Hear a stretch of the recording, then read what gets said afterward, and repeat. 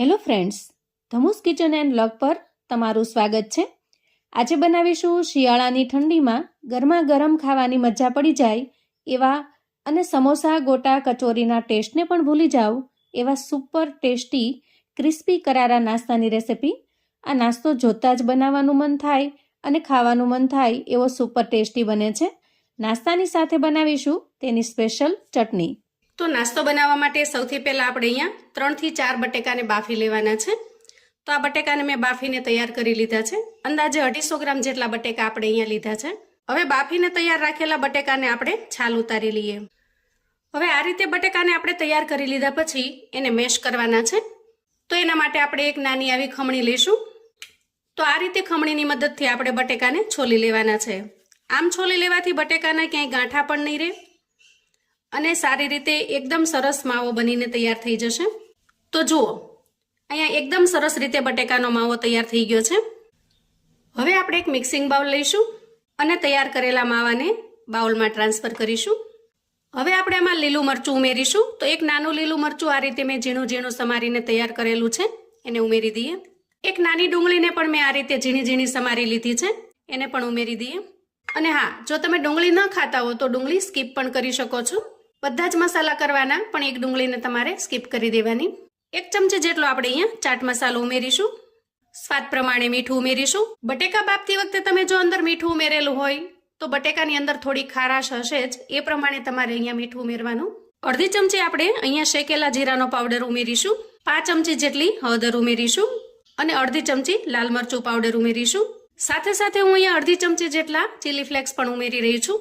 તો અહીંયા તીખાશનું પ્રમાણ મેં થોડું વધારે લીધું છે, કેમ કે લીલા મરચાં ઉમેર્યા છે, લાલ મરચું પાવડર ઉમેર્યું છે અને સાથે સાથે ચીલી ફ્લેક્સ પણ ઉમેર્યા છે। તમારે જો થોડું મોળું બનાવવું હોય, ઓછું સ્પાઇસી બનાવવું હોય તો આ 3માંથી કોઈ એક વસ્તુને સ્કીપ કરી દેવાની। અને હવે આપણે 1 ચમચી જેટલા અહીંયા તલ ઉમેરવાના છે। તલ નાખવાથી નાસ્તાનો ટેસ્ટ પણ ખૂબ સરસ બને છે, એકદમ ક્રન્ચી, અને સાથે સાથે નાસ્તાનો લુક પણ ખૂબ સરસ આવે છે। ત્યાર પછી 2 ચમચી જેટલો આપણે અહીંયા રવો ઉમેરીશું। રવો ઉમેરવાથી નાસ્તો એકદમ સરસ ક્રિસ્પી અને ક્રન્ચી બને છે। અને 2 ચમચી આપણે અહીંયા ચણાનો લોટ ઉમેરીશું। આ રીતે 2 ચમચી ચણાનો લોટ પણ ઉમેરી દીધો છે। અને હવે આપણે આમાં ઘઉંનો લોટ ઉમેરીશું। તો અત્યારે શરૂઆતમાં હું 2 ચમચી જેટલો ઘઉંનો લોટ ઉમેરું છું। આપણે બધી જ વસ્તુને હાથથી મિક્સ કરી લઈએ।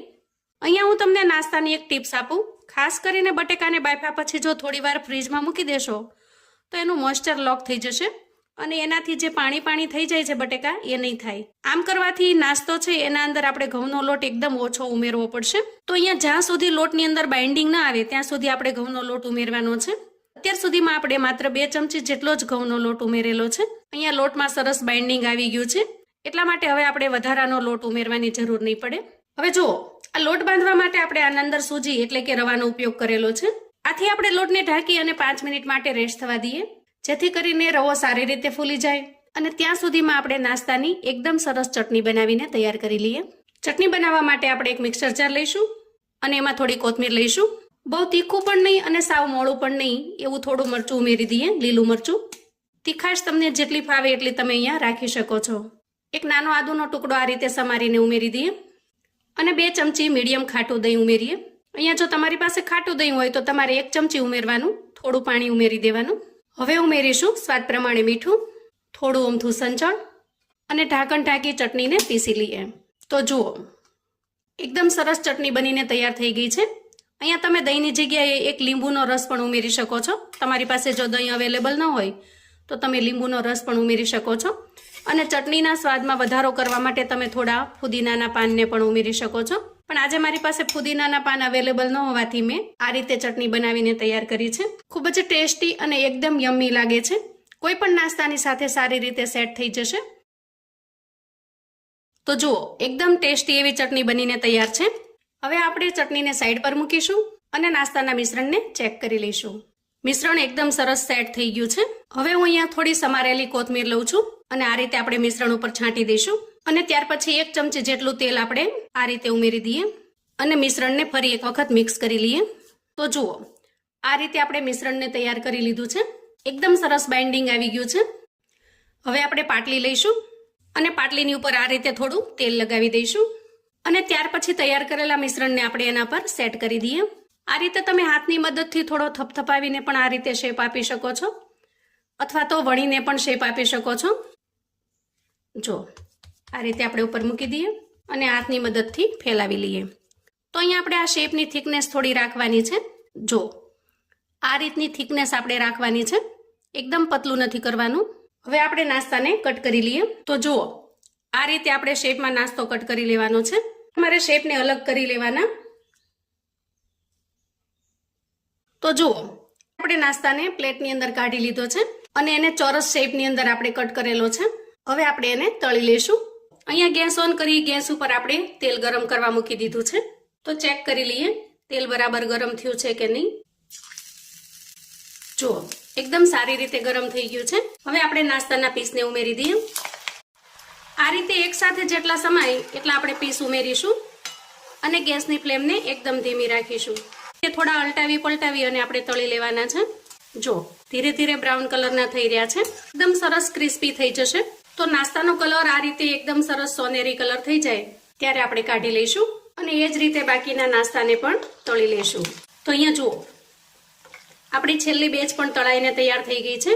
દરેક બેચને તળતા મારે અંદાજે 6 થી 7 મિનિટ જેટલો સમય લાગ્યો છે, કેમ કે એકદમ પેશન્સથી અને ખૂબ જ ધીરજથી આપણે આ નાસ્તાને તળી લેવાનો છે, જેથી ઉપર જે રીતે એકદમ સરસ ક્રિસ્પી બને છે એ જ રીતે અંદર પણ સારી રીતે ચડી જાય. તો અહીં આપણી છેલ્લી બેચ તળાઈને તૈયાર થઈ ગઈ છે. હવે આપણે નાસ્તાને સર્વ કરી લઈએ.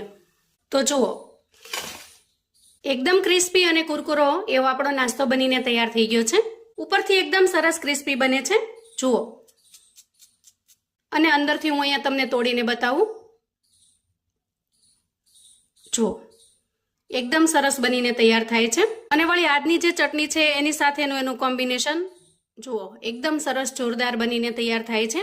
આ નાસ્તાને તમે વરસતા વરસાદની અંદર ભજીયા કે ગોટાની જગ્યાએ, સમોસા કચોરીની જગ્યાએ બનાવીને તૈયાર કરી શકો છો. ખૂબ જ ઝડપથી આ એકદમ ટેસ્ટી એવો નાસ્તો બનીને તૈયાર થઈ જાય છે. અને વળી સવારે કે સાંજે નાની મોટી ભૂખની અંદર બનાવીને તૈયાર કરી શકો છો. બાળકોને ટિફિન બોક્સ કે લંચ બોક્સમાં પણ આપી શકો છો. ખૂબ જ સ્વાદિષ્ટ લાગે છે. ઘરમાં નાના મોટા સૌને આ નાસ્તો ખરેખર ખૂબ જ પસંદ આવે એવો ટેસ્ટી અને લાજવાબ બનીને તૈયાર થાય છે. તો આવું અવનવું જાણવા માટે અને મને સપોર્ટ કરવા માટે ચેનલ પર જો તમે નવા છો તો પ્લીઝ ચેનલને સબસ્ક્રાઇબ કરો. વિડીયો ગમે તો લાઈક અને શેર કરો.